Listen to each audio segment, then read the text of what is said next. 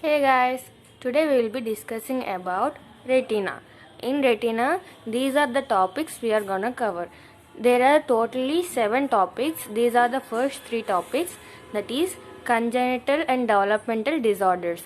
In this congenital and developmental disorders, there are classification, optic disc disorders, nerve fiber disorders, and persistence of hyaloid artery. And then coming to inflammatory disorders of retina. In this there are 4 things, that is retinitis, purely retina is involved in that, and chorioretinitis along with retina, choroid is also involved in chorioretinitis, neuroretinitis, optic disc along with surrounding retina is involved, that is neuroretinitis, and vasculitis, that is inflammation of retinal blood vessels. So in the retinitis there are non-specific retinitis, specific retinitis, and vasculitis. These 3 things we are going to discuss. And vascular disorders, up to this we will discuss today, and after these topics we will discuss later on. So now we will discuss congenital and developmental disorders. In classification, there are disorders of optic disc, disorders of nerve fibers, disorders of vascular elements, disorders of retina proper, and disorders of macula. Main congenital disorders are those associated with optic disc and nerve fibers and vascular elements. These 3 things we will discuss now. These are the main congenital disorders. So coming to optic disc, congenital disorders associated with optic disc. So coloboma means defect.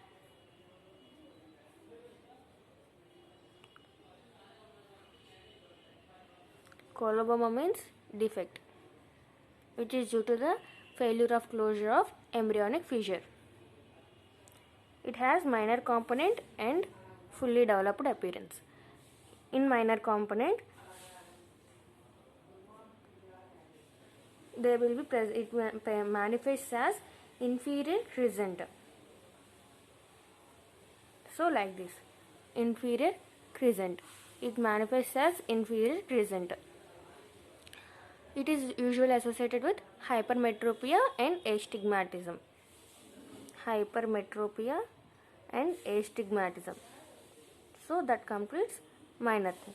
And fully developed, it presents as infranasally, large white excavation will be present. Large white excavation is present infranasally. It is a apparent optic disc, that is it is not optic disc actually, but it present as optic disc. It will appear as optic disc, so it is apparent optic disc, which is due to the coloboma, large white excavation seen infranasally.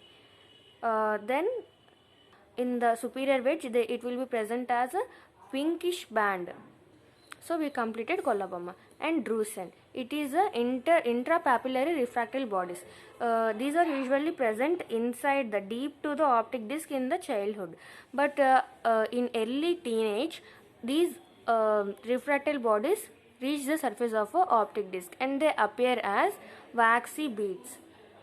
They appear as waxy pea-like appearance are seen on ophthalmoscopy. So waxy pea-like appearance is seen like this. So this mimics the papilledema. So it is called pseudopapilledema. Pseudopapilledema. Drusen optic disc is over. And hypoplasia. In 60% of cases, this hypoplasia is bilateral. It is the main cause of blindness, congenital blindness, and causes are due to the maternal alcohol usage or some kind of drugs used during pregnancy or diabetes. So these are the causes that leads to hypoplasia of optic disc. In typical cases, it presents as a, for suppose this is fundus and this is optic disc. Small optic disc is present, and surrounding this optic disc yellow ring is present, and surrounding this yellow ring another pigmented ring is present.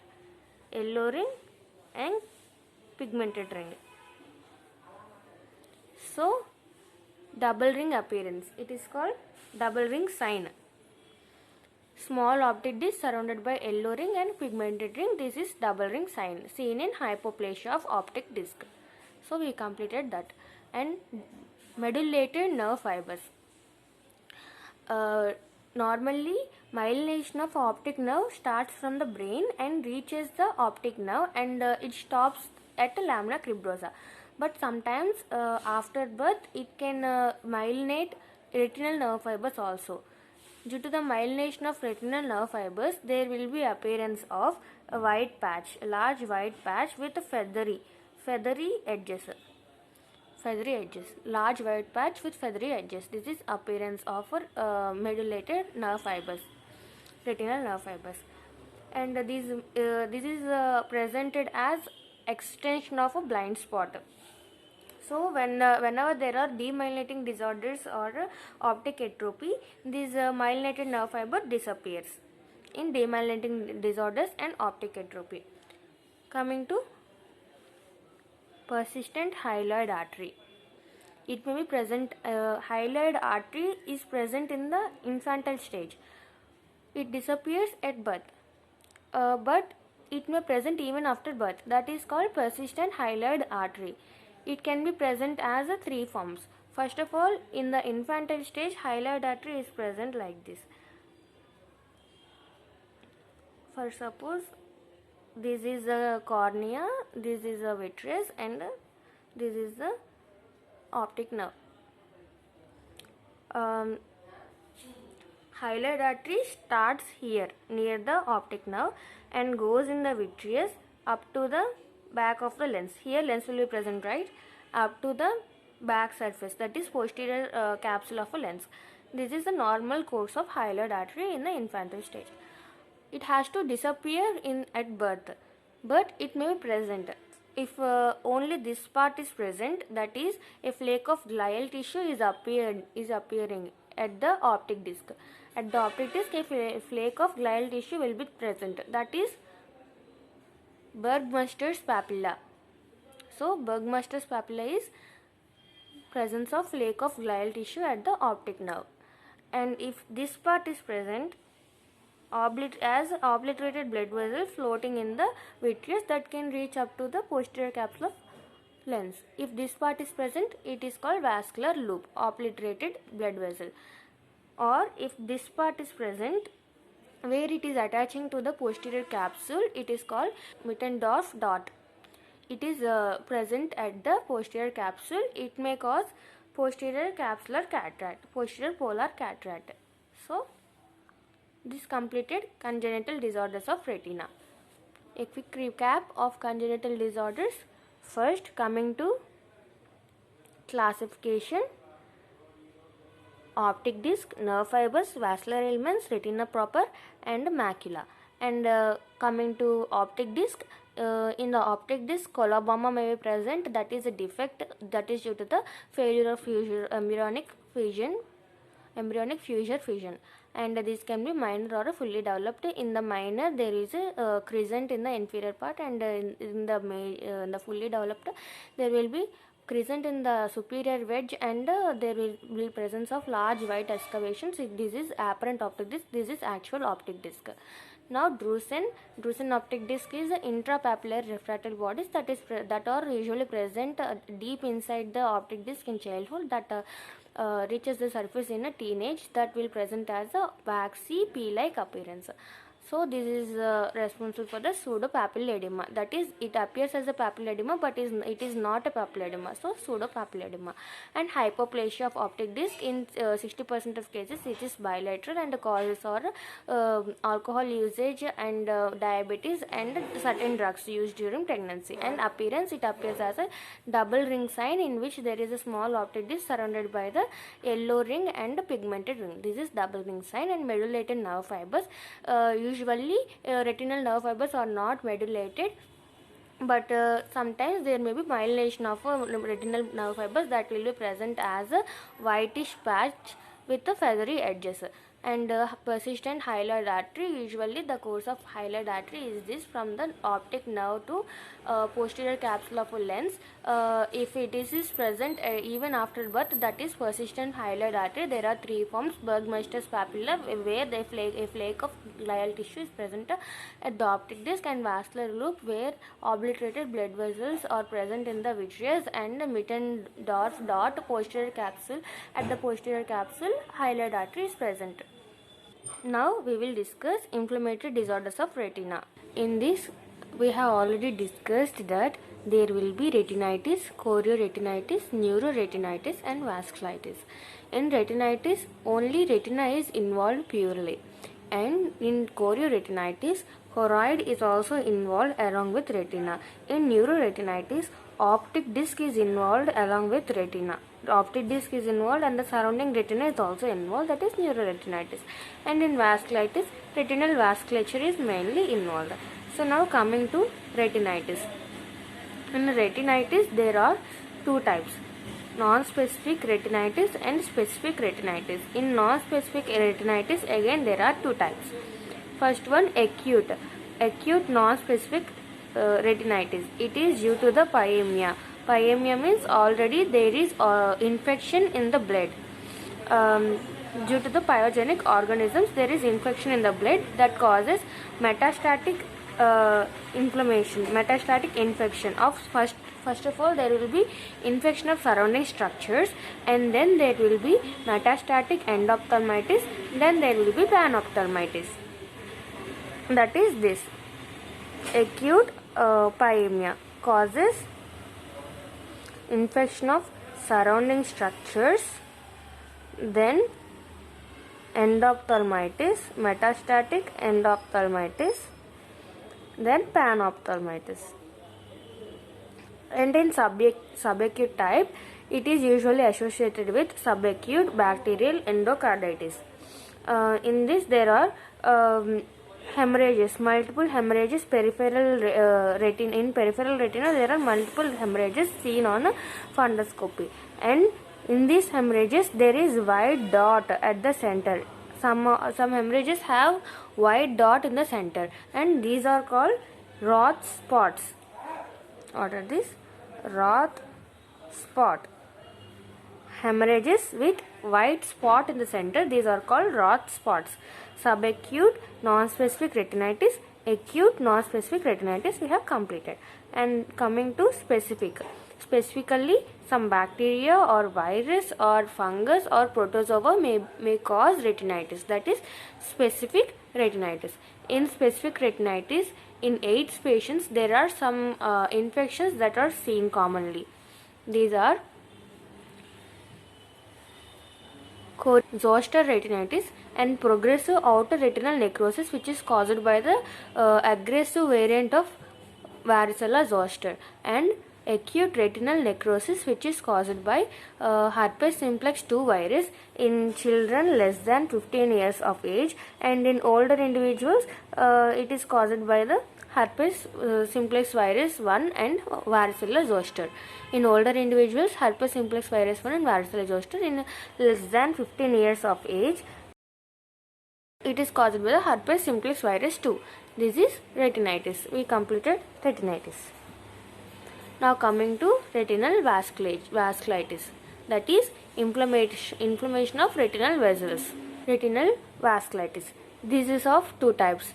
First one, primary retinal vasculitis, then secondary retinal vasculitis. In secondary retinal vasculitis, it is caused by uveitis. So coming to primary retinal vasculitis, this is also called as Eales disease. Definition: this is the inflammation of peripheral retinal vessels.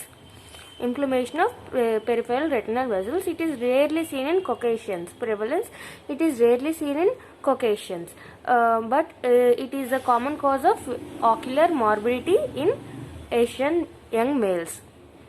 We completed definition. What is definition for Eales disease? It is inflammation of peripheral retinal veins, that is idiopathic in nature, and prevalence: it is commonly seen in Asian young males. It is rare in Caucasians. And etiology: in etiology, it is usually idiopathic, but it may be due to the hypersensitivity reactions to tubercular proteins. Coming to the clinical features, it is usually bilateral, seen in young adult males. In this, there will be presence of floaters and sudden painless loss of vision.